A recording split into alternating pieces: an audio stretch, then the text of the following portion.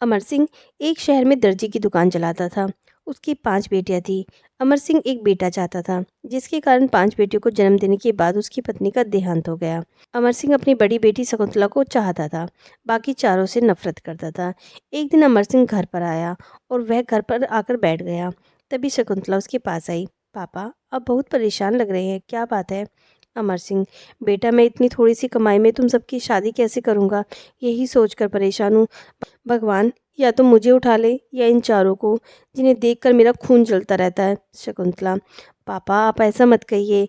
हमारी माँ तो पहले ही हमें छोड़कर चली गई, अब आप भी ऐसा कहेंगे तो हमारा क्या होगा? मैं काम ढूंढ रही हूँ, अगर मुझे काम मिल गया तो सब ठीक हो जाएगा। मैं आपसे वादा करती हूँ, पहले अपनी सभी बहनों की शादी करूँगी, बाद में अपनी शादी करूँगी।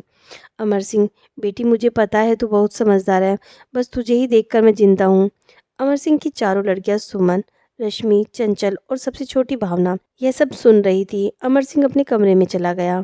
तब चारों बहन रोते हुए शकुंतला के पास आई। दीदी, पापा हमें बिल्कुल भी पसंद नहीं करते, हम कहाँ जाएं? शकुंतला: तुम चारों चुप करो, पापा परेशान है इसलिए ऐसा बोल रहे हैं। भला कोई अपने बच्चों से नफरत करता है? और फिर मैं हूं ना तुम्हारा ध्यान रखने के लिए। मेरे होते हुए तुम्हें चिंता करने की कोई ज़रूरत नहीं है। चलो अब सो जाओ। चारों अपने कमरे में चली जाती हैं। रात को शकुंतला को नींद नहीं आती। वह बैठकर सोच रही थी कि क्या करे। इसी सोच विचार में रात बीत जाती है। अगले दिन शकुंतला अपनी दोनों छोटी बहनों को स्कूल भेजकर काम ढूंढने निकल जाती है। वह एक दुकान पर जाती है। सेठ जी, मुझे आपकी दुकान में कोई काम मिल सकता है क्या? नहीं, हमारी दुकान पर कोई काम नहीं है, आगे जाओ, दुकानदार ने कहा। शकुंतला इसी तरह पूरा दिन बाजार में घूमती रही और शाम को निराश होकर वापस घर आ जाती है। अगले दिन वह फिर से कई दुकानों पर काम मांगने जाती है, लेकिन उसे काम नहीं मिलता। शाम को जब वह घर आती है तो देखती है उसके पापा पलंग पर लेटे हुए थे। पापा, आज आप जल्दी आ गई, क्या बात है? बेटी, मुझे बुखार आ गया है इसलिए मैं घर आ गया। अमर सिंह काफ़ी दिनों तक बीमार रहा, जिसके कारण वह दुकान पर नहीं जा सका। घर में भूखे मरने की नौबत आ गई थी। इधर अमर सिंह के इलाज पर भी काफ़ी खर्च हो रहा था। एक दिन शकुंतला अपने पापा के लिए दवाई लेने बाजार गई। वहाँ उसने एक दुकान पर कुछ कपड़े बिकते हुए देखे। शकुंतला ने दुकानदार से कहा, भैया, ये कपड़ों के टुकड़े आप कैसे बेचते हो? दुकानदार: बहन, ये बड़े कपड़े में से बचे हुए कपड़े हैं, जिन्हें हम आधे पैसों में बेचते हैं। शकुंतला उनमें से कुछ कपड़े खरीद कर ले आती है। वह सिलाई जानती थी। वह उन कपड़ों से बहुत सुंदर लेडीज ड्रेस तैयार कर लेती है। अगले दिन वह अमर सिंह से बात करती है। पापा, मैंने ये एक ड्रेस बनाई है। मैं आपकी दुकान खोलकर इस तरह की ड्रेस बनाकर बेचना चाहती हूँ। ये कट पीस के सस्ते कपड़े से बनी हुई है।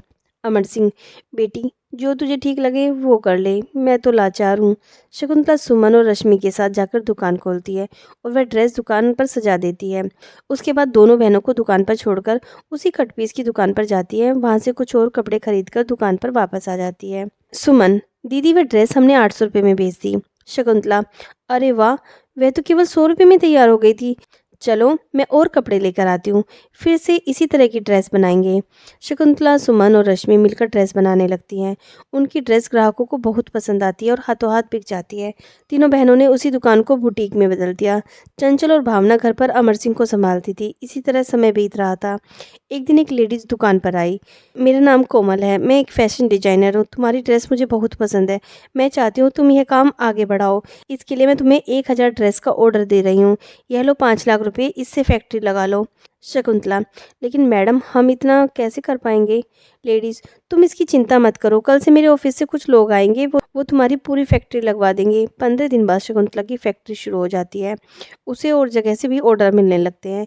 इधर अमर सिंह भी ठीक हो जाता है। वह भी फैक्ट्री संभालने लगता है। कुछ ही समय में उनका व्यापार बढ़ता जाता है। शकुंतला चारों बहनों के लिए अच्छे रिश्ते देखकर उनकी शादी कर देती है। एक दिन अमर सिंह शकुंतला का भी रिश्ता पक्का कर देता है। शादी के बाद जब विदाई का समय आता है, अमर सिंह: बेटी, मुझे माफ़ कर दो, मैं अपनी बच्चियों को दिन रात कोसता रहा, लेकिन अगर मेरा बेटा भी होता तो आज मेरे लिए इतना न करता। वह खुशी खुशी शकुंतला को विदा करता है। चारों बहनें शादी के बाद भी बिजनेस को संभालती रहती